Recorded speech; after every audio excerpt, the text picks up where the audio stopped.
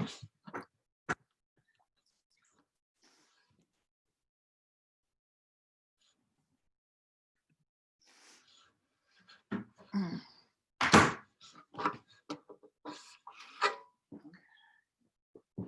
I sit down? What? Do I sit down? Yeah. Yeah, you can. This looks promiscuous. What? I said this looks promiscuous if you didn't know what's going on.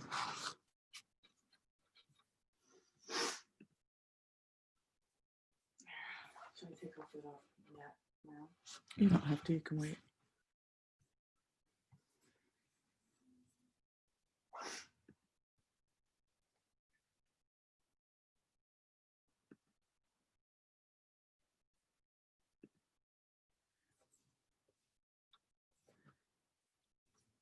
Good morning. I think it's just you and I so far.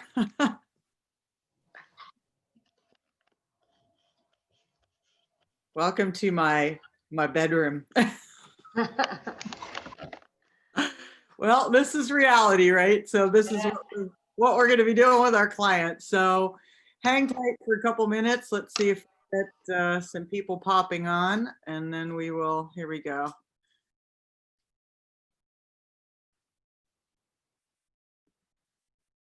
Good morning, Burnett. I'm just going to give it another minute, see if some more, because once I start going, I got to keep going back and letting people into the room. So I'm going to try and get everybody admitted before we go.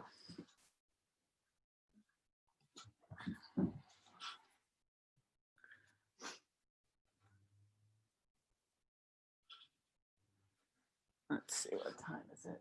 10:03. Okay, I'm going to give them 1 minute, and then we're just going to go, and everybody else can watch the recording. Were you guys able to get little goniometers? I mean, you don't have to, but okay. All right.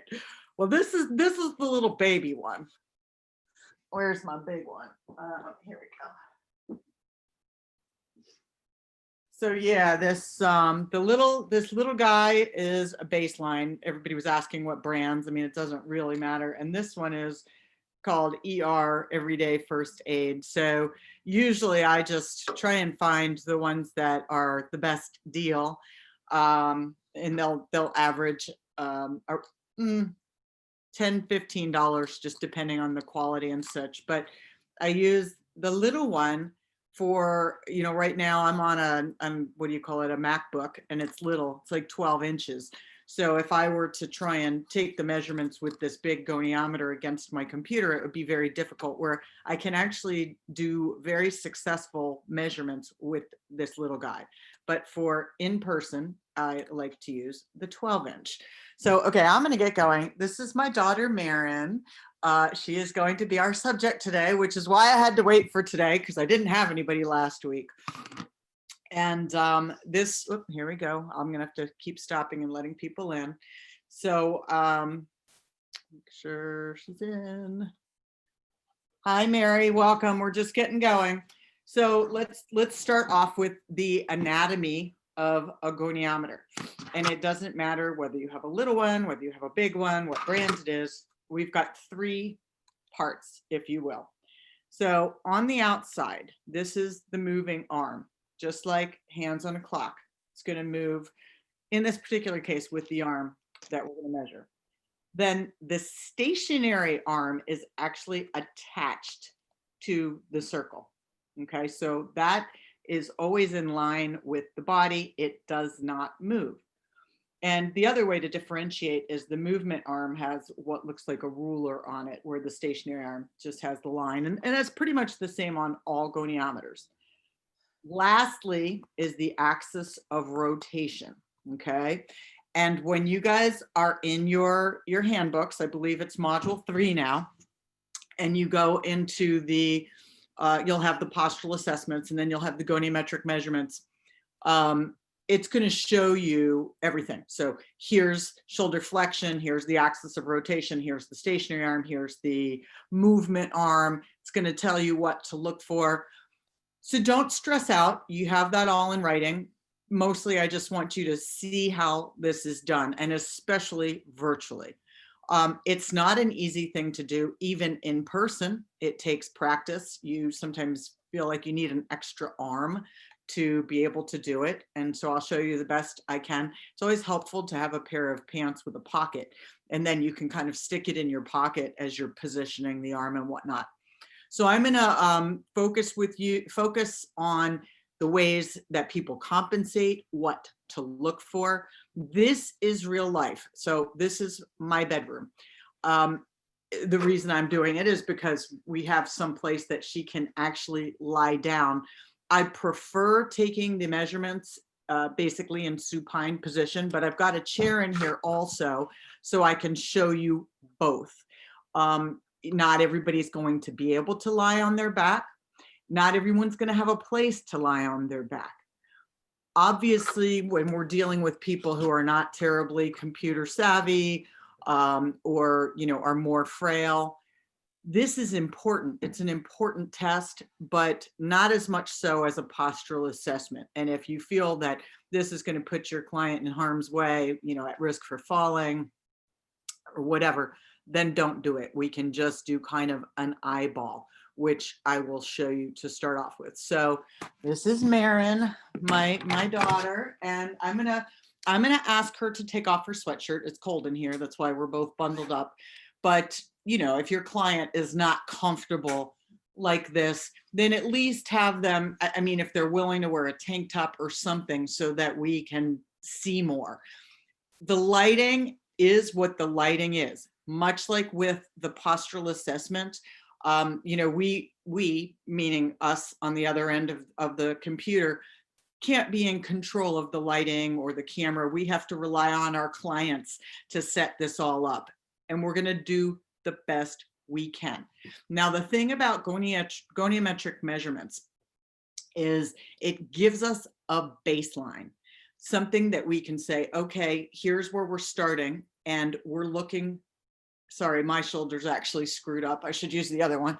We're looking to get them to here, right? So if you're seeing a client who only has, let's say, 130 degrees of abduction, and the goal is 150 to 180, this allows us to put a number with it.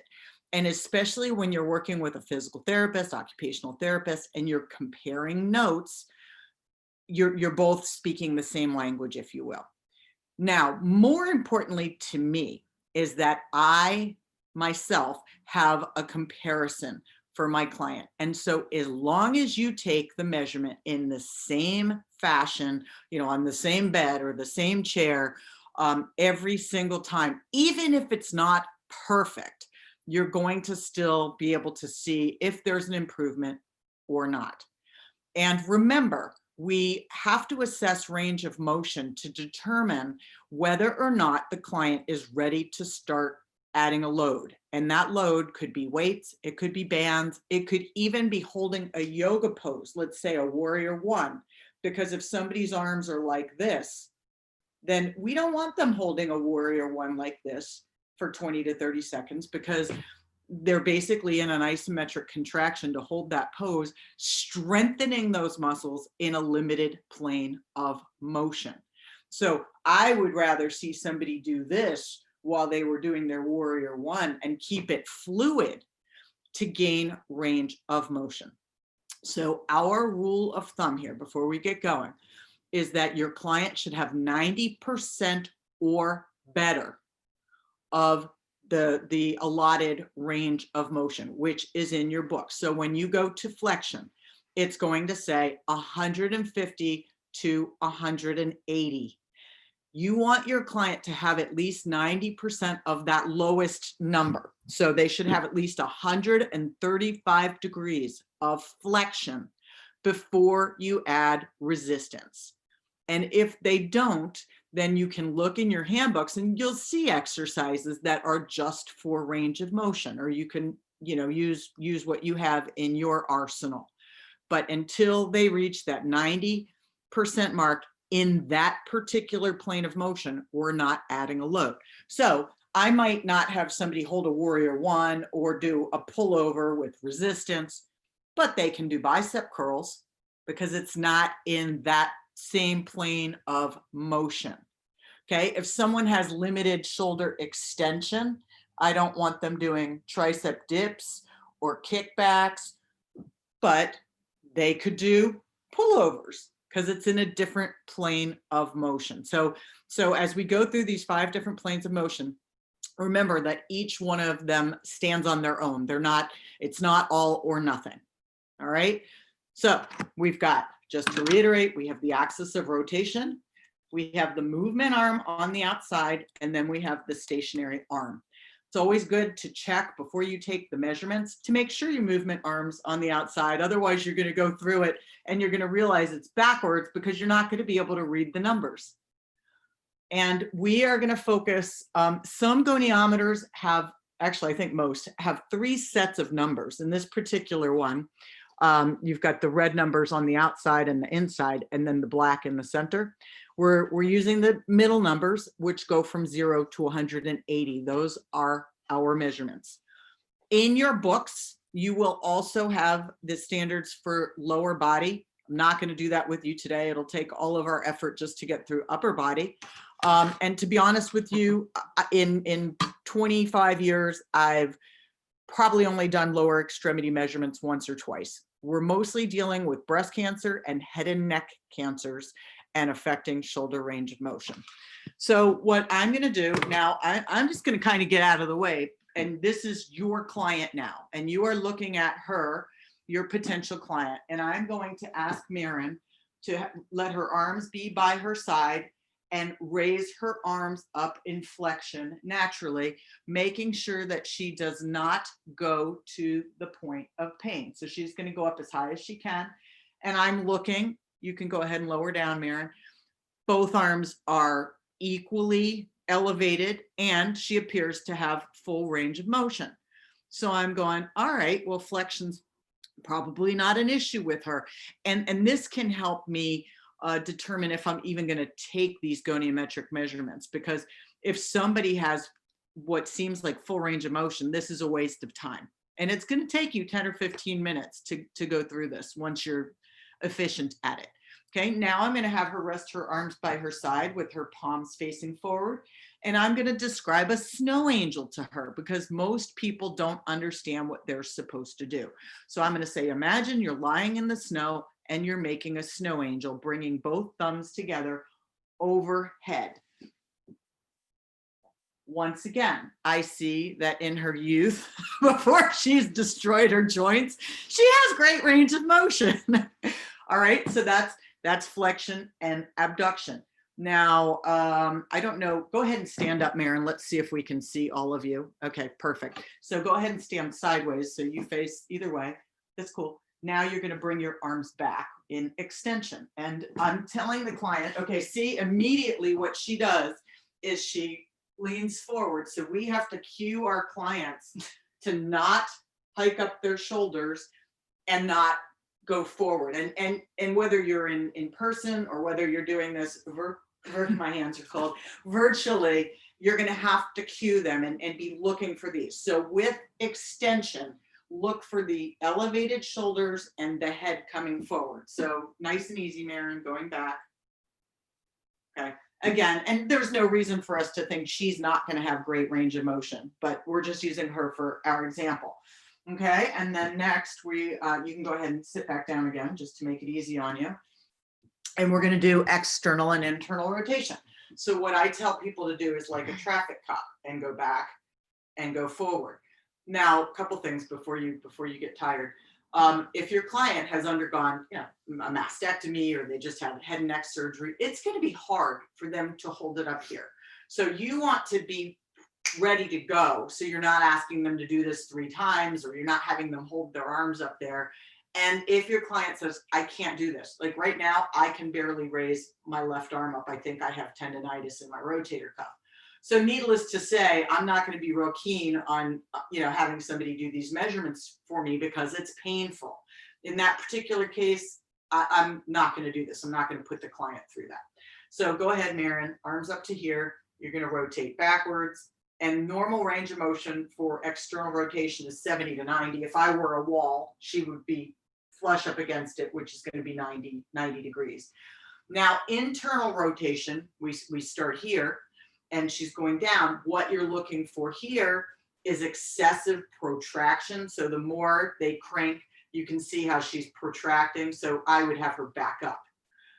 Norm with internal, you can relax, internal rotation is 40 to 60. So it's not a lot. Now, I prefer to do these measurements supine, like I said to begin with, but I'm going to show you a combination of things. So I could actually use the goniometer while she's in the chair and take the measurements, but she's working against gravity, which is going to make this more difficult for somebody, especially when they are in recovery from surgery. So typically, taking the measurements upright is more a function of strength than it is just flexibility, where when somebody's in supine position, and for the most part, gravity is on their side, we can see a better picture of if they have scar tissue or adhesions that are limiting their range of motion, because we take that strength factor out of it. Physical therapists, physios, occupational therapists, they have all different ways of doing this. And I've worked with people through the years. No, very few agree. They all do it differently. So I'm going to show you the way that's worked best for me. You can figure out what works best for you. Just know that you will probably, never share the perfect way of doing this with anybody. You won't do it exactly the same, but this has been effective for me for many, many years. All right, so let me start with Maren in the chair, just so I can give you a better view. We're going to turn sideways, Maren. Okay, go ahead and sit.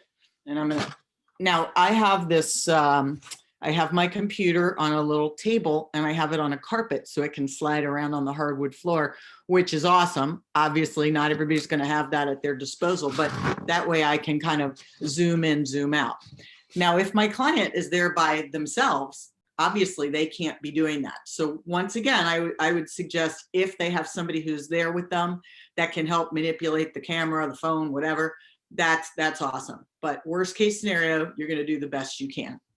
So in your book, it's going to tell you that the axis of rotation is basically you go to the acromion, or if you think about this, where you've got the acromion and where the humerus comes into the glenohumeral joint, okay? You've got this interstitial space there. And that, unfortunately, is where a lot of people have impingement syndrome. That's what's going on with me when there's inflammation in there, because as soon as the arm comes up to 90 degrees, if your client is kind of cringing, there's probably inflammation in that joint. Now, in this case, Maren has a beauty mark, which is a perfect marker. Sometimes you could put like a little sticker, or even if they don't mind, a felt tip pen to mark the spot. But after a while, you kind of have like Superman vision and you can just see exactly where you need to put this thing. So you're going to have to basically imagine, unless your client has somebody there that can, lift their arm up. So when you're in person, you're going to find that little indentation. Then the axis of rotation is right at that spot. Okay. I want to make sure my movement arm is on the outside and my stationary arm is in line with her body. Or in this case, it's perpendicular to the floor. So even if this moves, we're just going to move it back so that it is in a straight line. All right, everybody following me so far? You could just do these and these. All right. Now, the other thing is you don't want to press this up against somebody, which obviously you can't do virtually. But when their arm moves, it's going to cause the goniometer to move. So you're just going to hold it out here away from their body. I always hold it at the bottom because otherwise, if I'm up here, it's going to interfere with the movement. All right. If you have your goniometer and you want to kind of do this on your computer, you can do the same thing. You just line it up right against your computer screen and take the measurement along with me if you'd like to. All right, so I'm going to instruct her to sit up tall. I want her ears stacked over her shoulders. And then I'm going to tell her to keep her thumb up, palm facing her body. One of the things that often happens is when somebody is doing this, they shift. So what I want you to look for is to make sure that they stay like between two panes of glass and you don't see this, where they are moving into abduction to complete the movement. All right. So Maren, you're going to look straight ahead. I'm going to try and stay out of your guys' focal point. Okay, go ahead. And I can even, in person, use my hand to guide her and keep her in that plane. Now notice this doesn't look like it's in the same place, but it doesn't matter. I haven't moved. So now I'm taking that movement arm and I'm going up midway on her arm. Okay. This stays straight. And if it moved, I could just move it back. And this is in the middle of her arm. Then I want my client to be able to put their arm down as soon as possible, because for most people, it's not going to feel good holding it up there. So let me see if I can get you to see this. So do you see this measurement right here? So I'm reading it backwards. It's about 169 degrees, looking at this number. Now, if I were to look on the other end, I would see that it said 11 degrees.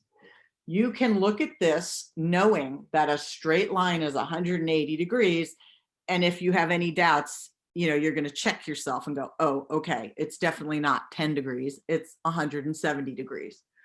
So I am going to then, at the back of your module 4 and also in the forms section in Teachable, you're going to have the personal assessment sheet. We already talked about this with postural assessment. This is all in there for you. So it'll say left, right, flexion, extension, abduction. You just fill it in. So I'm going to put left arm, flexion, 170 or 169 degrees. Now, for the purposes of getting through this, we're not going to do both sides, but you would do both sides, and you want to compare the affected side, meaning if they had neck surgery on this side, or they had a mastectomy or radiation or node dissection on this side. We want to compare the measurements on that side to the other side, assuming this is their norm. So even if, we look at these 150 to 180 degrees, in the absence of trauma, so I've got no other reason that this shoulder should be affected. If I can only do 150 on this arm, that's probably my personal norm. Regardless that we have that range, 150 to 180, my norm is probably 150. That doesn't mean it can't improve. That doesn't mean we can't do range of motion exercises for both sides, but it just gives you some, personal comparisons as opposed to, the general public or whoever makes these standards.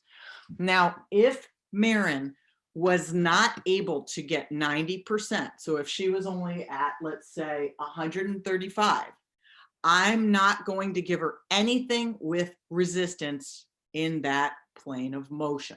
So I gave you a couple examples. I gave you, a pullover, which you would do supine, raising a weight or a cable overhead, even things, well, I'm trying to think what you could do with cable.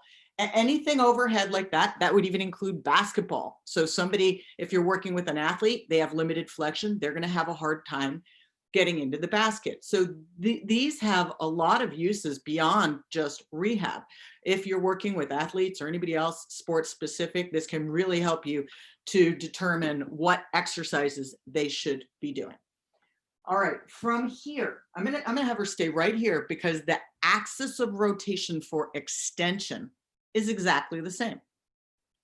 I'm gonna just go, all right, with my laser vision, there was my spot. Now I'm going to switch sides because she's going the other direction. And what I'm looking for here is that she stays upright, that she's not hiking up her trap. So you're going to have to, really kind of hone in on that, and that her head stays stacked once again. And in this case, it's awesome because you can see the earring, and ideally, and she does have a little bit of forward head, and she was a basketball player. But this should be lined up right there in the middle. So when you think about the collarbone, kind of like a coat hanger, that earring should be in the middle. And, you know, we've gone through this for years about my kids' posture because they both play basketball. So everything is in that front air, you know, the front plane. And so they have a tendency to have forward head and have protracted shoulders, as does the rest of the world. All right, now my movement arm is going to be headed backwards this time. So I'm going to line up the axis of rotation, make sure my stationary arm, I'm trying to look at the computer, make sure my stationary arm is perpendicular to the floor. Once again, whether you're doing this in person or you're doing this right on your computer screen, it's going to be exactly the same. You're going to take that little goniometer here and you're just going to be following along one day when you have the little goniometer to use. Okay, so Maren, sit up nice and tall, and then go ahead, and I don't even have to put that there right away because I know where my spot is. So go ahead, look forward. Okay, so when I see, relax a little bit. Can you guys see see this bulging back here? Go ahead, there we go. So that's what we want. You are looking, go ahead and do it again, excessively, go up really high. Watch back here. You start to see the contraction. We don't want that. So we're going to tell our client to back off a little bit. Then I'm here with my axis of rotation, stationary arm. Once again, going right to the middle. Especially, go ahead and relax, Maren. If you have somebody who has big arms, whether they're muscular or whether they're just big, it could be 10 degrees or so if you're on one side of the arm, you know, medial or laterally, as opposed to right down the middle. So are you guys following me so far? Yeah? Okay. All right. So norm for extension is 40 to 60. And it happens to be the same for internal rotation. So here we go. Now I could look at this and say, all right, 35 degrees or 145 degrees. And by looking at that angle, just remember a 90-degree angle is here. So it makes sense if it, you know, 45 degrees would cut that in half. So 35 degrees is more believable, right, than 145 degrees. And I'm kind of dumbing this down because sometimes when we're not paying attention, we can confuse ourselves. So I'm just showing you just common sense. All right, look at this thing and ask yourself, is that a 35-degree angle or is that a 145-degree angle based on our measurement? So norm is 40 to 60. She's 35 degrees. So she's okay. She has no limitations that would keep her from doing dips, that would keep her from doing kickbacks, straight arm press downs, or anything in the pool, Pilates, yoga. No limitations. And I suspect she's not going to have any limitations, period. But if we were doing this on me, you'd be like, Andrea, you should not be lifting weights. You're all messed up. She's laughing because she was telling me that yesterday. All right. So we did flexion and extension. Now I'm going to have her face you guys. So let's turn the chair around. All right. And we're going to do abduction. So the palm, we'll just do one arm at a time. The palm is, let's get you a better view here. Palm is forward, okay? And this, once again, we want to make sure they stay in that plane of motion. So describe to your client that their arm is within 2 panes of glass and they cannot go outside of that. Constantly remind them, do not go to the point of pain. If you start to notice that they're tilting or that they're compensating in any other way to achieve that range of motion, have them back off to the point where they're in their original neutral position. So the axis of rotation on this one, we're only doing one arm at a time. This is a piece of cake. It's right here at the armpit. Now, abduction is probably one of the ones that people can cheat on with the greatest ease. So in a perfect world, I would have her doing this standing against a wall, or even more perfectly, lying on the floor.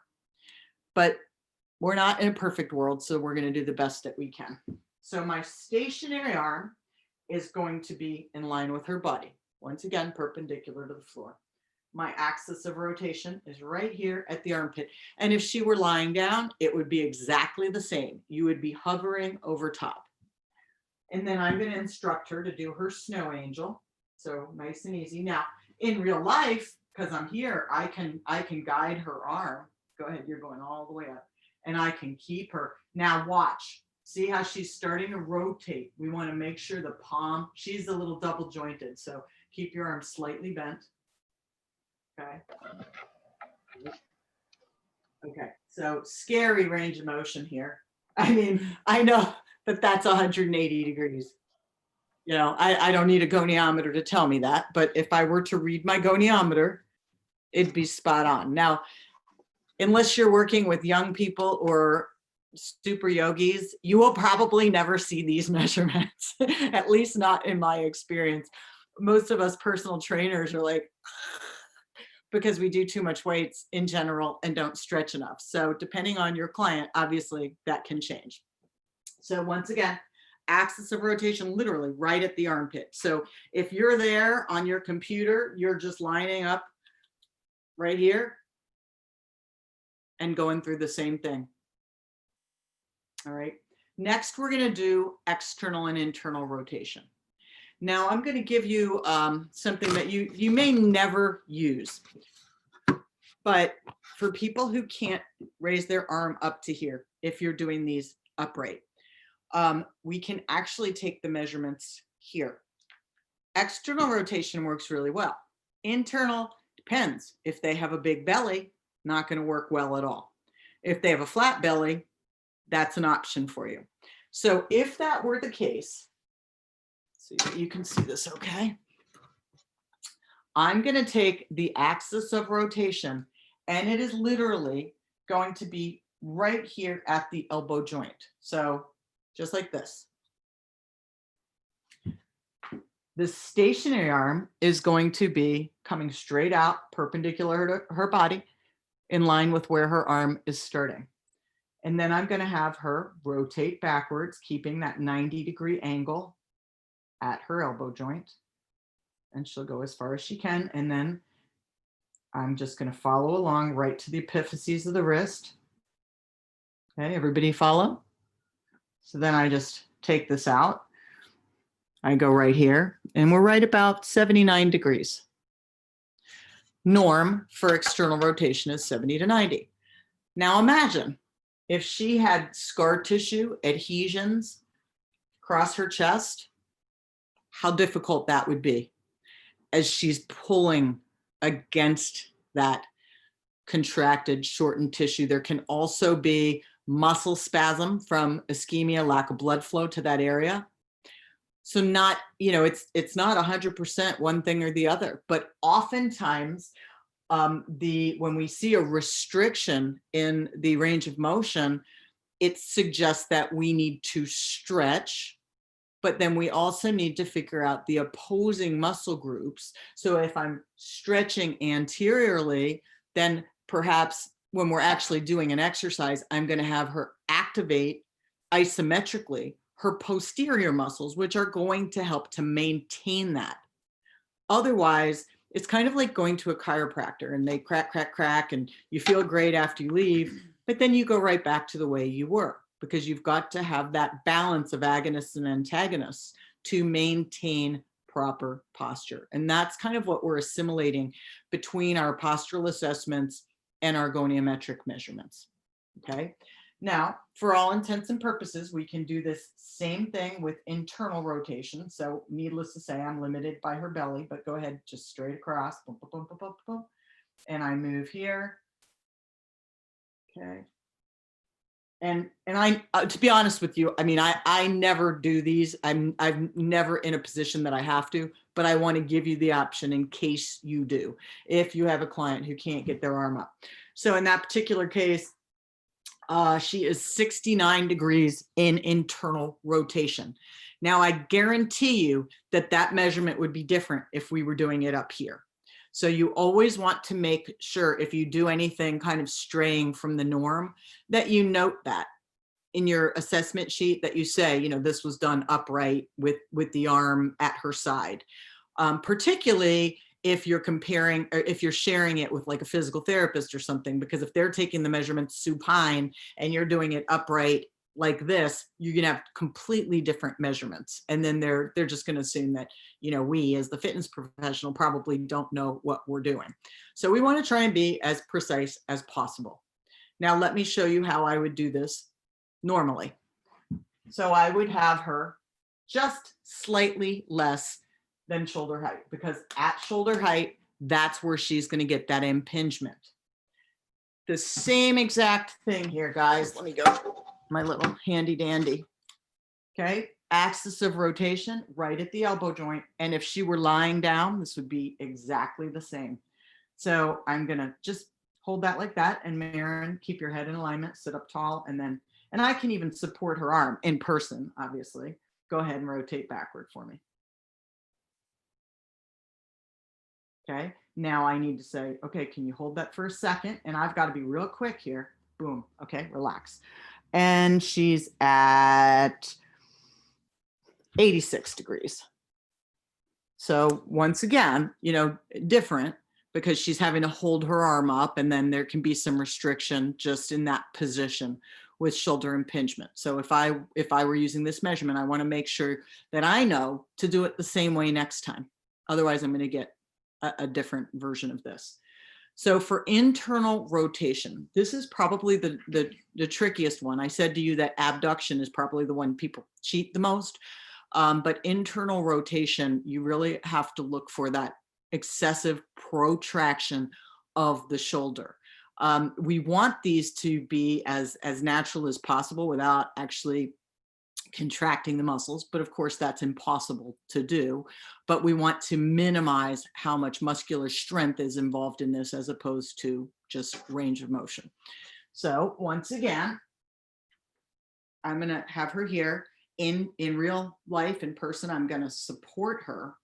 And you know what? This is so easy because the axis of rotation is not going to change. It's always going to be right here. So I can put my goniometer down. I can support her arm, and I can put my hands right here, lower your shoulders so they can see, right here, like by the anterior delt. And as soon as I feel this contracting against my fingers, that's when I want to stop the motion. So Maren, look straight ahead. You want to always make sure your clients are lined up properly. They have a tendency to want to watch, but that will change the range of motion. So my fingers are just gently, I'm not pressing. Slowly, you're going to go forward this time, very, very slowly.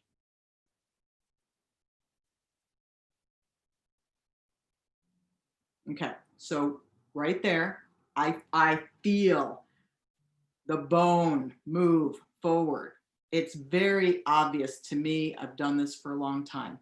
It's harder to pick up when you're just getting started. So stay where you're at. So now I'm going to come right back here. My axis of rotation hasn't changed. Remember, the stationary arm is parallel with the floor. So now I'm going to have my client hold their arm there. I've got to be ready to go.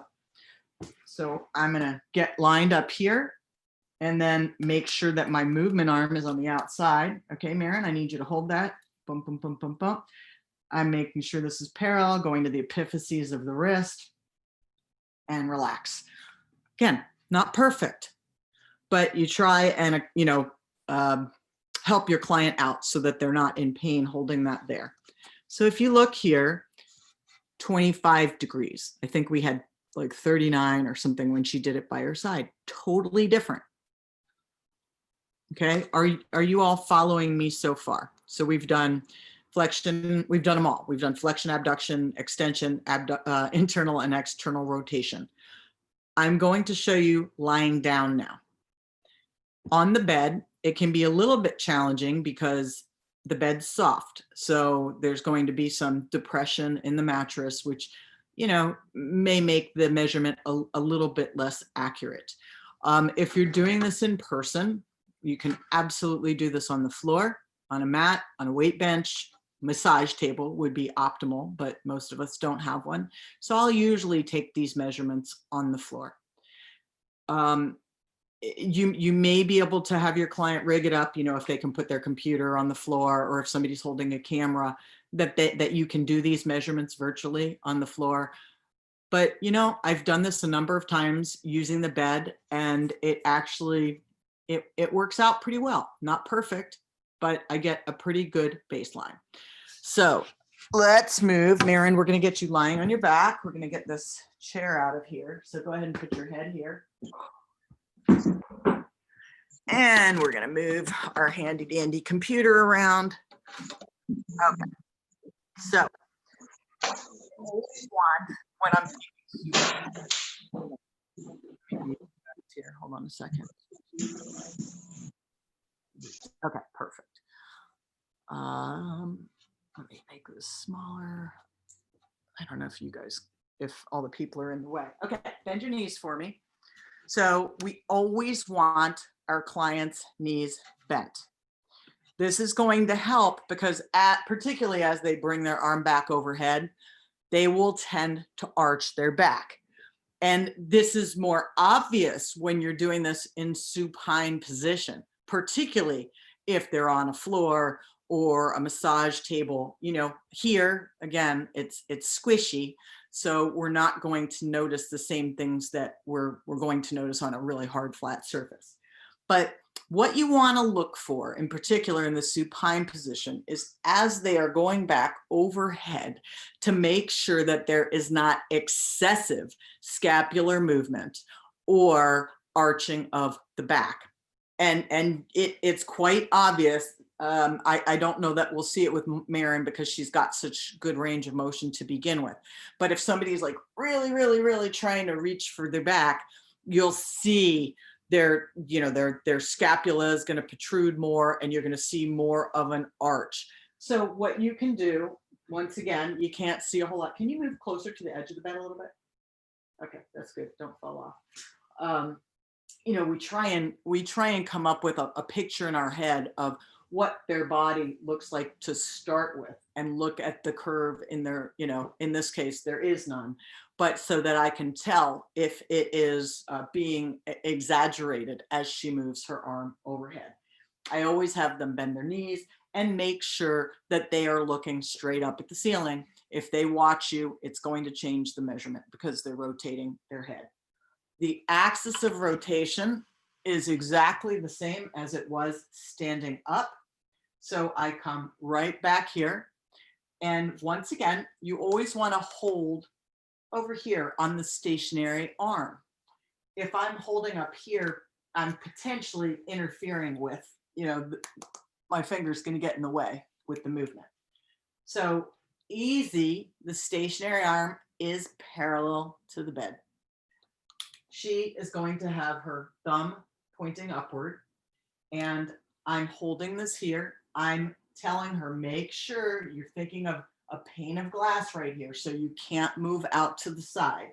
And then she's going to go ahead and take that arm overhead. I'm telling my client, make sure you're looking up to the ceiling. Don't go to the point of pain. And then I'm looking for excessive movement here. Now, this is normal. That's normal. That is not excessive. Excessive would be, can you try and arch your back like that? See how the ribs elevate? That's when we want to stop. When we start to see movement in the diaphragm, in the chest, in the rib cage, in the lower back, then we have them back off.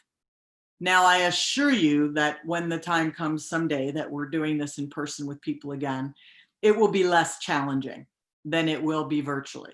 But nonetheless, I think this is absolutely a worthwhile test, and it can be done. Like anything else, we just need to practice. We just need to, you know, if you can find somebody to practice on in your home, or, you know, somebody that you can even practice with virtually, it will help you. You know, just reading a book is not enough. You've got to actually do it. So let's just do this again, Maren.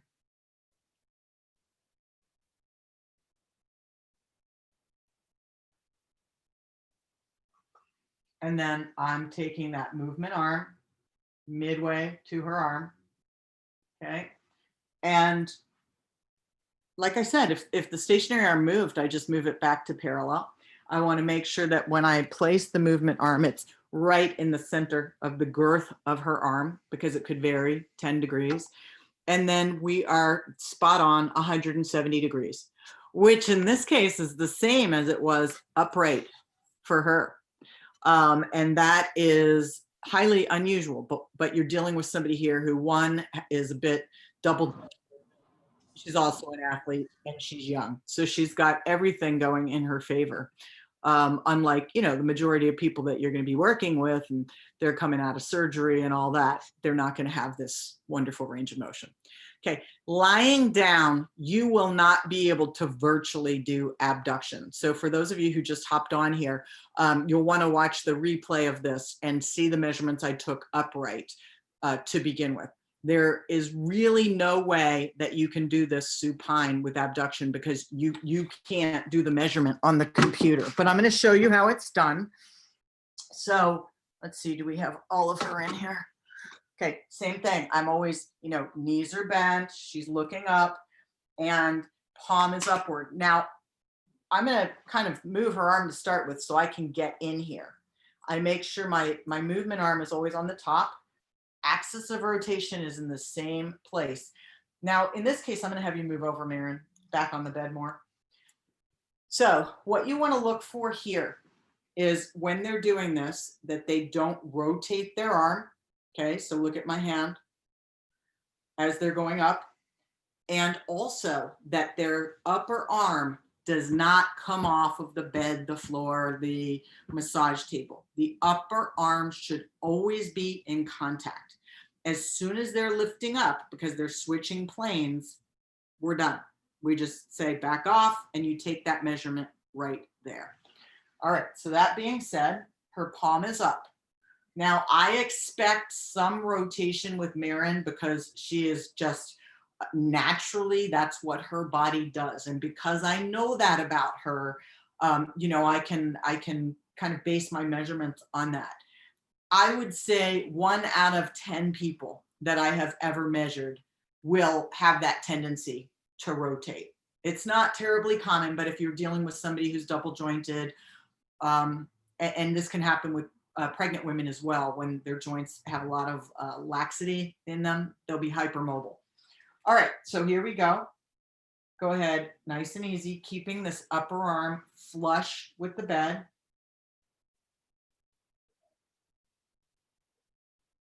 Okay, so I'm going to back her off just a little bit, and it's probably very difficult for you to see, if at all. Go ahead and let's see if you can go further without rotating. So, hold on. Can you guys see? Watch this. Look at her tattoo. Watch the movement of the tattoo as she starts to go further. You're going to see more of it, you see? Because she's rotating her arm. So we just need to make sure all of our clients are tattooed. It'll make it much easier. All right, so I'm coming in here. Stationary arm is in line with her body. Movement arm goes right to the middle of her arm. Go ahead and relax. Norm is 150 to 180. We are at, boom, 150. And I don't remember what her measurement was sitting upright, but roughly the same. And like I said, we're going to be doing the left and the right side, comparing them. A couple of you came on not too long ago, so make sure you go back and watch this whole thing because you really need to see it start to finish so that you don't miss anything. So we just did flexion and we did abduction. Now I'm going to show you internal and external rotation, which are quite easy to do in supine. And then I'm going to save extension for the end because there's a little spin on that one. So Maren, let's come a little bit more to the edge again. So the beauty about doing external and internal rotation when they're on something like a table or a bed or whatever is the elbow can actually be off of the surface. Whereas if you're doing it on the floor, the goniometer is going to be resting on the floor. We want this to be right at their elbow joint. So if you take the measurement on the floor, just make sure that you always do it the same way, or that you notate that you took the measurement on the floor, because it'll probably be off about 10 degrees. See, when I'm doing it here, it can be right at the elbow joint, you see? But if she was on the floor, it would be up here. So elbow joint, or if it's on the floor, it's like that. It's just going to change it a little bit. So as long as you make a note of it, you're going to be okay. All right. So your body position is important for you to not be in the way of taking the measurements. So I know that we're going backwards. So I'm just going to move that movement arm out of the way. The axis of rotation is right at her elbow, and stationary arm in line with her arm, perpendicular to the floor, perpendicular to the bed. So now she's looking upward, and I'm going to have her rotate her arm backwards, and then I can pull away from here. Also, guys, you want to make sure that the elbow stays at 90 degrees. Sometimes people will collapse their elbow in or open it up more. So sometimes I'll do this, okay? And she, even though it looks like 90, it's not quite. It's actually 82 degrees. Norm, you can relax. Norm is 70 to 90. So she's certainly, as you can see in each of these measurements that we've taken, she is in the normal range and has no limitations on any exercises. I can tell you if I were to do a postural assessment on her, we would have muscle imbalances and there would be certain things, certain corrective exercises we'd have to do. But in terms of range of motion for this particular client, there don't appear to be any restrictions. And when you go back and you watch this from the beginning, you'll see that I had her do this without the goniometer. To be honest with you, based on those visual measurements that I got from the beginning, I would never even do a goniometric measurements on her. It's a waste of time because I knew from the very beginning she had pretty much perfect range of motion. But I'm doing this to teach you, so obviously we're going to do it no matter what. Now I'm going to switch sides. We're going to bring her right back in the exact same position. This is where it's nice to have a pocket, but in this case, I can just set the goniometer down. So I want you to see, I want to make sure that her arm stays at 90 degrees. Don't want this. I don't want this. Okay. So I'll give you a couple different views. Hopefully I don't knock my computer over. Now watch here. I'm going to put my fingers gently here. I'm watching to make sure that this stays. In fact, you can move over a little bit more so your arm's a little bit more supported. There we go. You just want the elbow hanging off the edge. Okay. I know I'm just going to come right back here. Even if I'm not holding it the whole way, axis of rotation is the same. Stationary arm is just straight up and down. I want both of my hands right now. I want to guide this and I want to touch here. Okay, so nice and slow, Maren. We're going to go forward. And I'm waiting to feel this movement on my hands. Okay, and I feel a subtle push against my fingers. So I stop her. I hold her arm in this position because it's probably uncomfortable. I come over here. Axis of rotation, make sure that's straight up. And then I'm going to say, Maren, I need you to hold that for me real quick. Okay. And then go ahead and relax. Norm is 40 to 60. She's at 29. And again, I'm seeing similarities both with her upright measurements as well as supine, which is quite unusual. Most of the time, there's a significant difference between supine and upright. Like I said, strength versus flexibility. But in this case, she's got everything going on her side. So it's working out for her. So lastly, I am going to show you extension. Actually, did we do extension sitting up? I feel like I skipped that one. I think I did. So I'll go back and show you sitting up. I think somehow or another, I went past that. So now, Maren, I am going to have you lie on your side facing the wall, please. Come to the edge of the bed here. And again, this is going to be pretty much virtually impossible to do virtually. So I'm showing it to you so you can see how you would do it in person, and then I'll show you in the chair. Now, in this particular case, you want everything in alignment, okay? So I would put a little pillow under her head.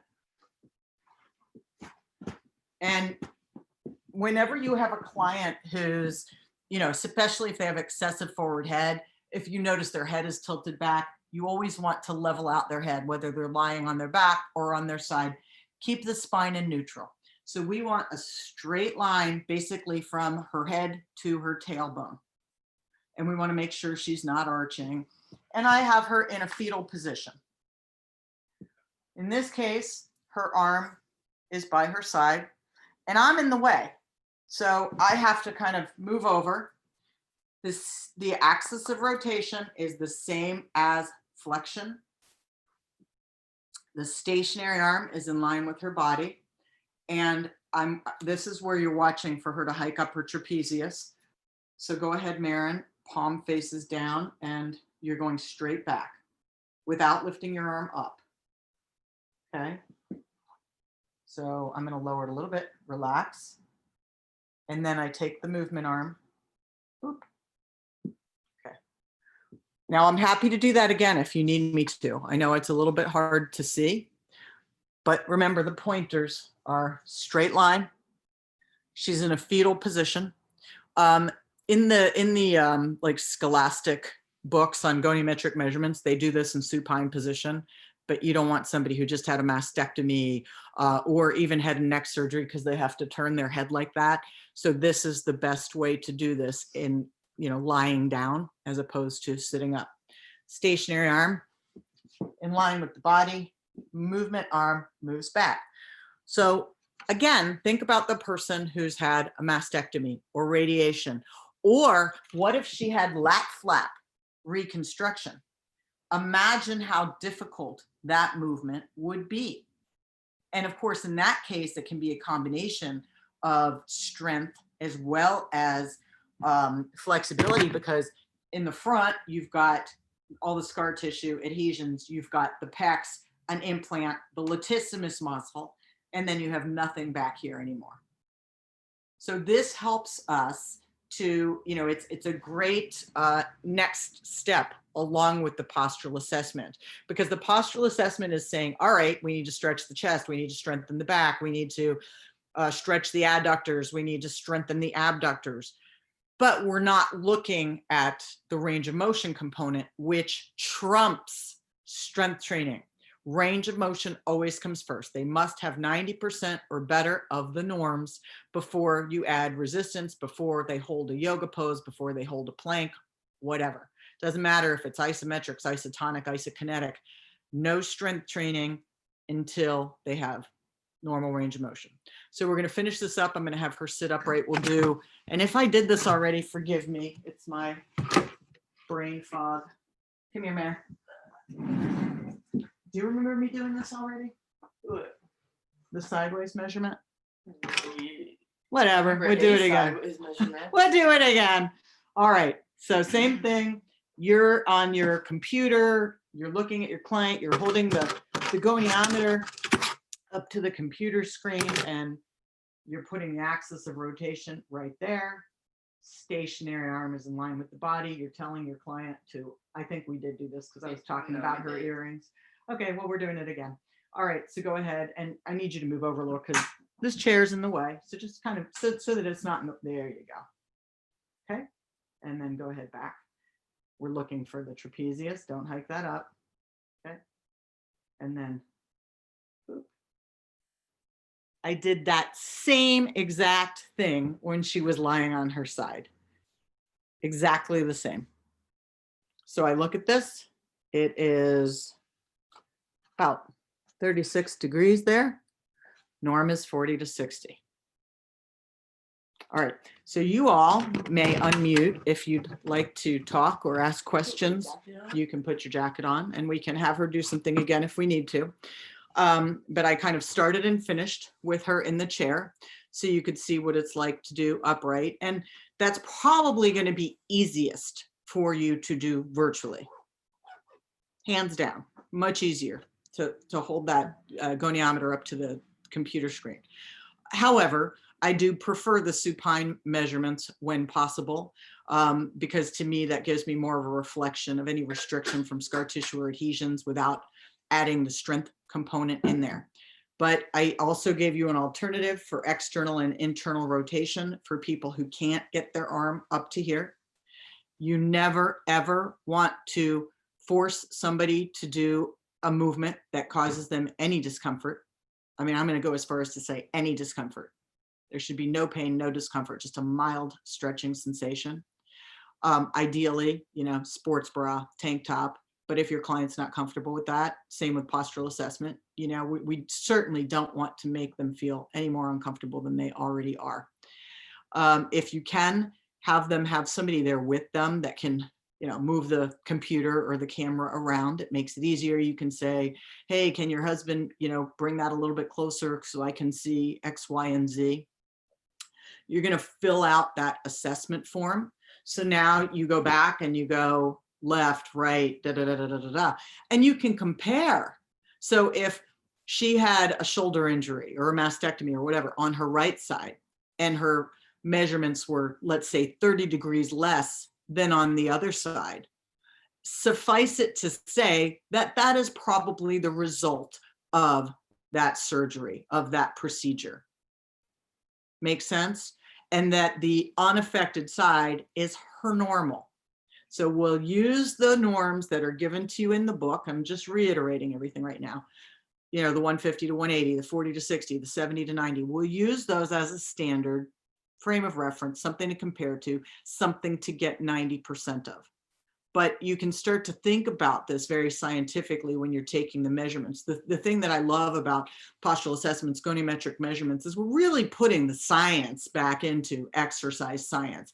It's no longer just a random combination of poses or of strength training, or it's not a random circuit. We are really being scientific about the exercises we're choosing, the why and the when.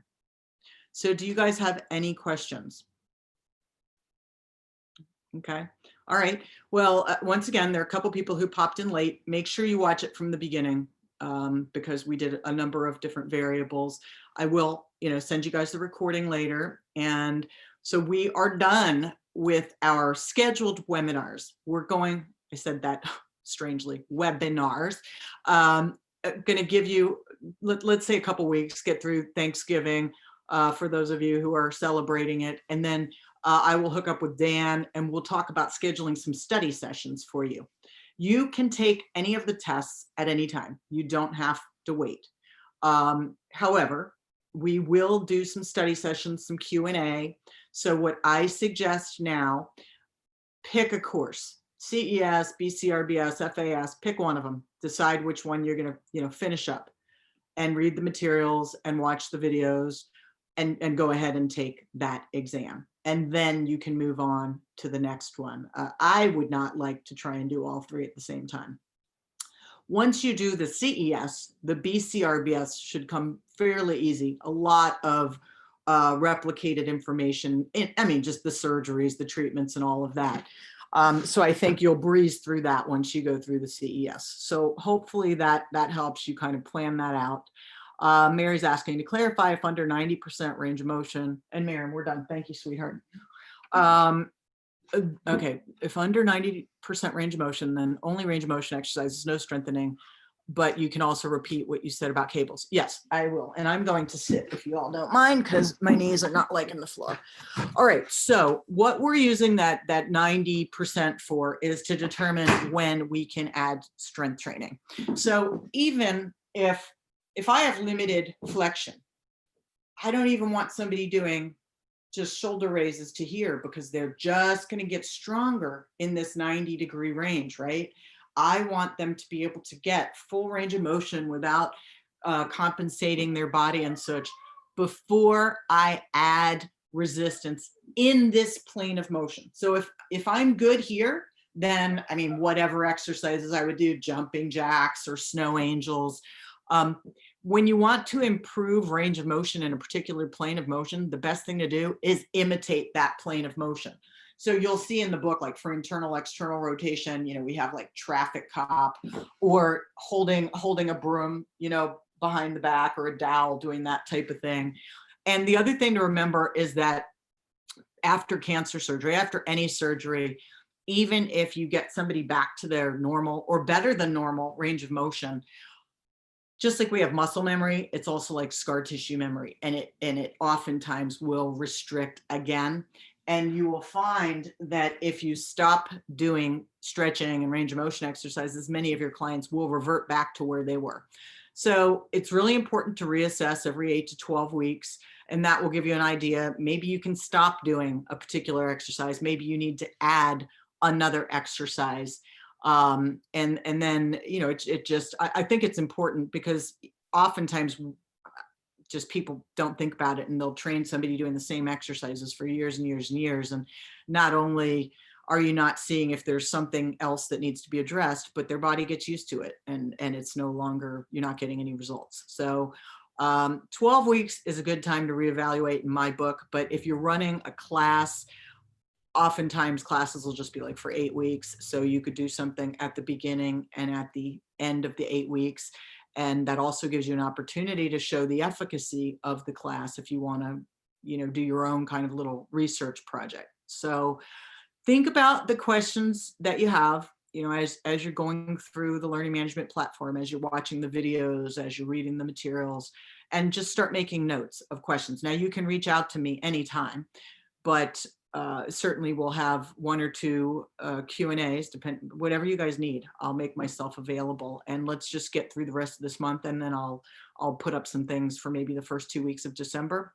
Or you know, if you have any feedback, please let me know. I know the majority of people will be watching this later, so if you want to write me and say, hey, you know, let's just wait till January 1st or whatever, I'm cool. This is all about you, helping you to complete this so that we can get you all out there and launching your program and helping cancer patients and the aging population. So anything else, guys? All right, well, if you're doing Turkey Day, have a good one. Stay safe, wear your mask when you're not eating. And then just, you know, keep looking for emails, and I'll send you out next steps. Bye.